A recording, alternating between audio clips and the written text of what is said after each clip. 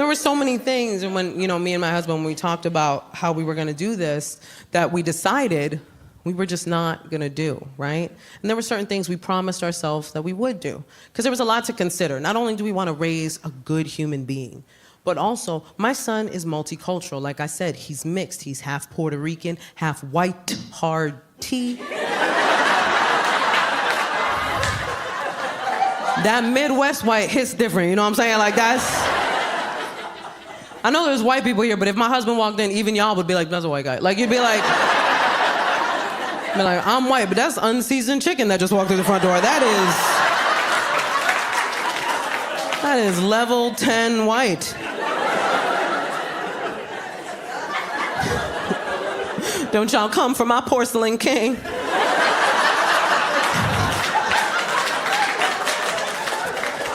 There's a couple guys in the audience that are like, porcelain king. I'm gonna use that later.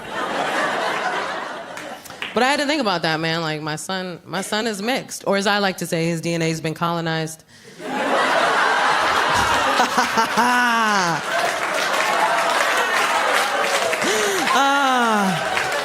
That is my favorite way of saying it. Because people are always like, wait a minute. She snuck in history. I have to think about that, though. Honestly, as the mother of a mixed child, I have to think about the fact that a lot of his childhood is going to be me explaining my half of his makeup and the history of those people. And I know he's gonna have questions, because all kids have questions, and I'm petrified. Because I don't know if you've heard the level of questions these children are asking, but these are Jeopardy level questions. And I am, quite honestly, not prepared. I'm just waiting for the day where he's like, what happened to the indigenous people of the Caribbean, Mommy?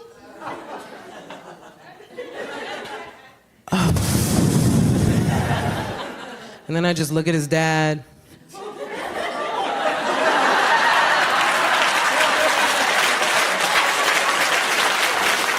This is your time to shine, sir!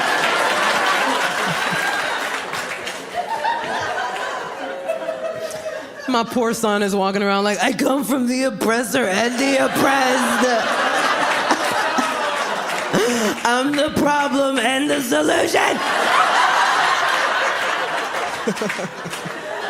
Oh. I'm like, that's right, baby. Also, don't take no blankets from daddy's side of the family. If you got that last part,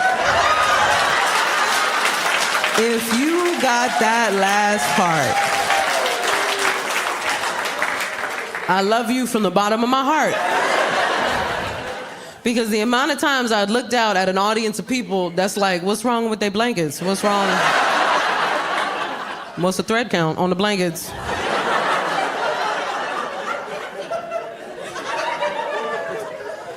I'm proud of my son. He's doing great. He speaks English and Spanish. And, yeah.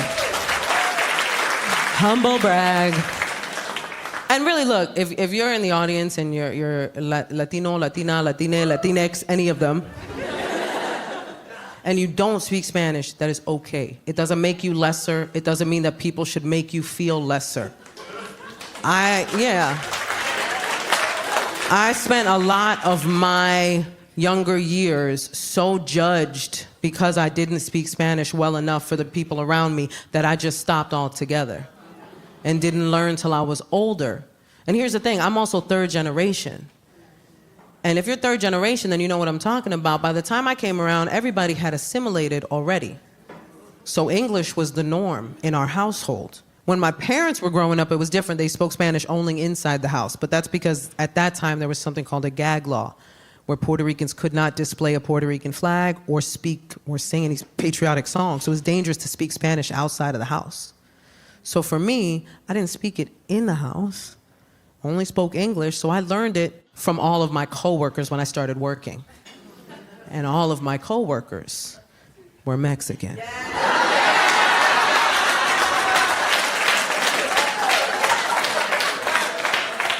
So my Spanish is very confusing. Because I'm a Puerto Rican who speaks Spanish with a Mexican accent. but uses Puerto Rican and Mexican terminology. My Spanish sounds like what a ransom note looks like.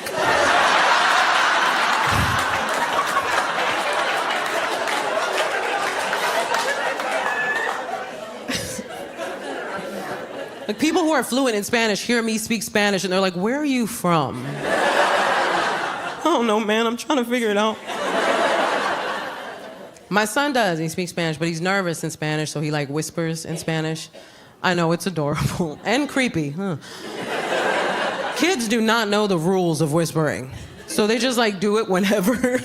I'll be like washing the dishes and behind me I hear, siete.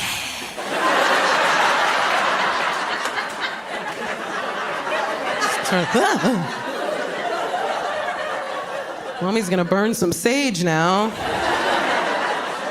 Try to get the demon of Columbus out of you.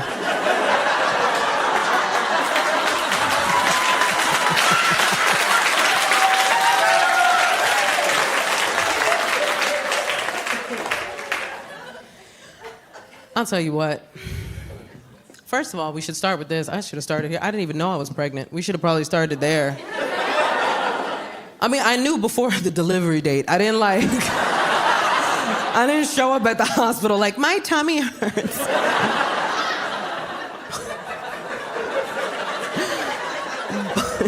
But I didn't know for a while. I'm gonna be real with y'all. I didn't know for a while. And then people are like, how did you not know? Well, that's what happens when your weight fluctuates. Nobody talks about this. But my weight went up and I was like, oh, I'm fat again. Like, I wasn't mad about it. I was like, who's thick? You thick? Ow. Like, I was like... My thighs got bigger. I was like, I'm about to change some lives. And then I went to a doctor and he was like, nah, that's a person. Like, what's wrong with you? It's a whole baby. I was like, that's a foot? I thought that was gas. That's wild. You sure? Check again. I ate some cheese earlier. You might see a block of brie. That looks like a foot. But it was a whole baby. Freaked out, I'm not gonna lie. But as soon as I saw that first, like, ultrasound, I was sold. That was it. I was sold, man. And I had a great pregnancy. I had no complications, no morning sickness. And all my girlfriends who had kids were like, must be nice. I was like, it was. I can't help it if I'm God's favorite, man. Pick a God, any God. I'm a favorite across the board, man. I thought about it, but I'm also a person that has anxiety. So, like, if you have anxiety, you know you're going to spiral no matter what. And when things go good, you're just waiting for something bad to happen.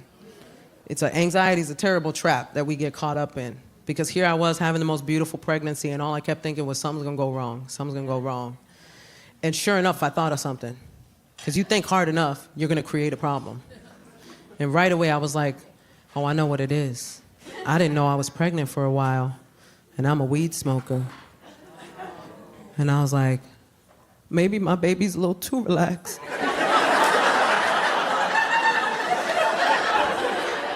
I panicked, immediately went to the doctor, And I was so afraid. I was so afraid to tell the doctor. I thought I was gonna get arrested. I was like, I'm about to orange is the new black this whole pregnancy.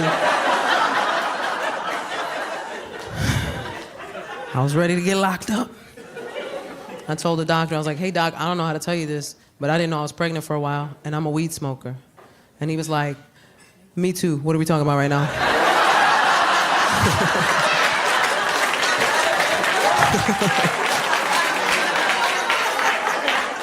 He's like, you got a plug? Sir. We ran a bunch of tests, everything was fine. Thankfully, everything was fine. Yeah, everything was fine. But that never stops the spiral. The spiral was gonna happen whether or not everything was fine.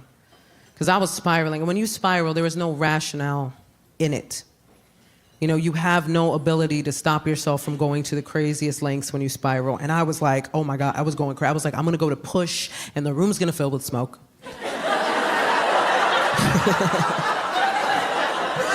Just like a Snoop Dogg video.